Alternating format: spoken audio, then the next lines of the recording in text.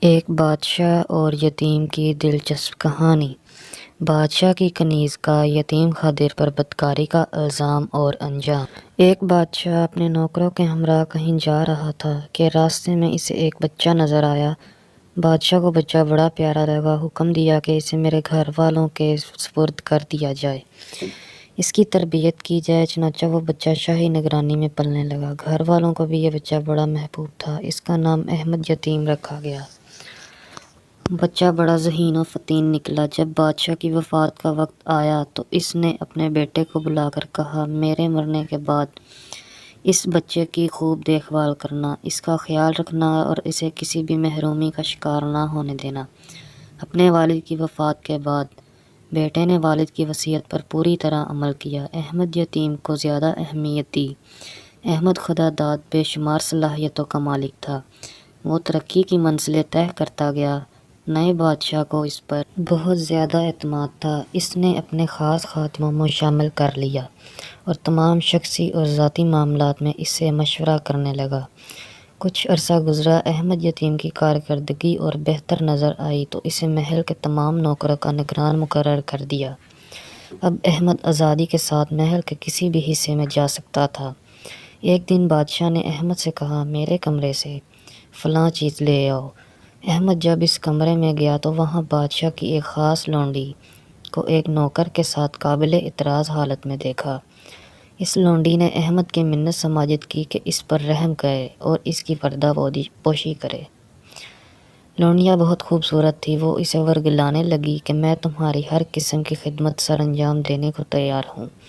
احمد نے کہا، معاذ اللہ، تم کس قسم کی حرکتیں کر رہی ہو؟ میں اپنے امیر کی خیانت کس طرح کر سکتا ہوں؟ اس نے میرے ساتھ اتنا اچھا سلوک کیا ہے، مجھے فرش سے عرش تک لے گیا ہے۔ یہ کام نیچ نسل اور گندے لوگوں کا ہوتا ہے۔ اس نے لونڈی کو نصیحتیں کی اور توبہ و استغفار کی تلقین کر کے وہاں سے رخصت ہوا اور اسے یقین دلایا کہ فکر نہ کرو، میں تمہاری پردہ پوشی کروں گا۔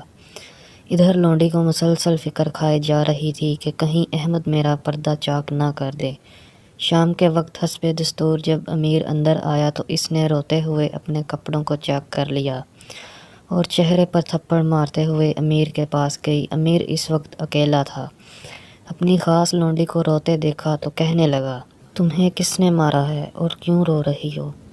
لونڈی نے مکر و فریب کے ساتھ اداکاری کرتے ہوئے کہا، احمد یتیم نے میرے ساتھ دست درازی کی کوشش کی ہے۔ میں بمشکل اپنی جان بچا کر بھاگی ہوں، ورنہ وہ تو زبردستی منہ کالا کرنا چاہتا تھا۔ امیر نے سنا تو غصے سے بے قابو ہو گیا۔ بولا، اسے شخص کی سزا موت ہے، اسے فوری قتل کر دینا چاہیے۔ رات ہو چکی تھی، لہٰذا اس نے اپنے ارادے کو صبح تک ملتوی کرنا مناسب سمجھا۔ ادھر احمد یتیم محل میں بے حد مقبول تھا۔ سب لوگ اسے عزت کی نگاہ سے دیکھتے تھے۔ یہ مصلحت کے خلاف تھا کہ اسے سرعام قتل کر دیا جاتا، اس سے محل میں خواہ چہمگوئیاں ہوتیں۔ امیر نے سوچا کہ اسے خفیہ طور پر قتل کروا دیا جائے تاکہ لوگوں کو اس کے جرم کا پتہ چلے اور نہ ہی قتل کا۔ خیر، امیر نے خود ہی منصوبہ بندی کی۔ اس نے اپنے خاص آدمی کو بلایا اور اس سے کہا، جس شخص کے ہاتھ ایک تھال بھجواؤں، اس کو قتل کر کے اسی تھال میں اس کا سر رکھ کر اسی کپڑے میں لپیٹ دینا اور پھر میرے پاس لے آنا۔ خادم خاص نے حکم کی تعمیل میں سر ہلا دیا۔ چند دن گزرے۔ امیر نے احمد یتیم کو بلایا اور کہا، اسٹور میں جاؤ، وہاں سے تھال لے کر فلاں کے پاس جاؤ اور اس سے کہو کہ مجھے امیر نے بھیجا ہے اور جو وہ دے اسے لے کر میرے پاس آؤ۔ احمد یتیم نے اپنے امیر کی حکم کی تعمیل میں تھال لے کر جلاد کی طرف روانہ ہوا۔ راستے میں اسے بعض نوکر ملے، ان کا آپس میں جھگڑا ہوا تھا۔ انہوں نے اسے فیصلہ کرنے کی درخواست کی۔ اس نے کہا کہ میں امیر کے کام جا رہا ہوں، واپسی پر فیصلہ کر دوں گا۔ انہوں نے کہا کہ آپ کا فیصلہ کرنا نہایت ضروری ہے، اس کام کے لیے ہم کسی اور نوکر کو بھجوا دیتے ہیں۔ جب وہ تھال لے کر آئے تو آپ اسے امیر کے پاس لے جائیں۔ بات معقول تھی۔ انہوں نے ایک نوکر کو اشارہ دیا کہ وہ تھال لے کر فلاں شخص کے پاس جائے اور وہ جو چیز دے وہ واپس یہاں لے کر آئے۔ اتفاق دیکھیے کہ یہ وہی شخص تھا جو لونڈی کے ساتھ بدکاری کا مرتکب ہوا تھا۔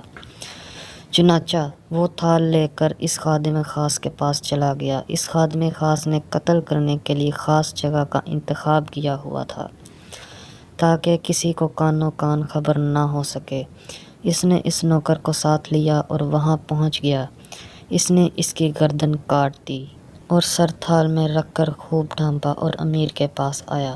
خادم خاص اس تھال کو لے کر حاضر ہوا۔ امیر نے تھال سے کپڑا ہٹایا تو وہاں احمد یتیم کے سر کے بجائے کسی اور کا سر تھا۔ وہ بڑا حیران ہوا۔ اس نے پوچھا، احمد یتیم کہاں ہے؟ بتایا گیا کہ وہ فلاں جگہ ہے۔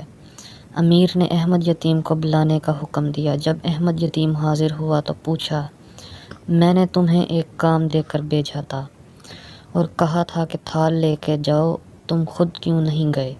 احمد یتیم جو تمام حالات سے بے خبر تھا، اس تمام واقعہ بیان کیا۔ بتایا کہ میں وہاں مشغول تھا۔ اچانک امیر کو ایک خیال آیا اور اس نے اس خادم کے بارے میں پوچھا کہ کیا تم اسے اور اس کے گناہ کے بارے میں جانتے ہو؟ احمد یتیم کہنے لگا، ہاں، اس کے فلاں لونڈی کے ساتھ ناجائز تعلقات تھے اور اس نے مجھے اللہ کا واسطہ دے کر چپ کرا دیا تھا، میں اس کی پردہ داری کروں۔ امیر کو جب سارے واقعے کا علم ہوا تو اس نے لونڈی کو قتل کرنے کا حکم دیا اور احمد کو مزید اختیارات دے دیے، اور اس کے لیے اس کے دل میں محبت اور عزت و احترام مزید بڑھ گیا۔ یہ تھا انجام ایک وفادار کی وفا کا اور ایک خائن کی خیانت کا۔ بلا شبہ اللہ رب العزت کا فرمان حق اور سچ ہے، اور بری تدبیر کا وبال اس تدبیر والے پر ہی پڑتا ہے۔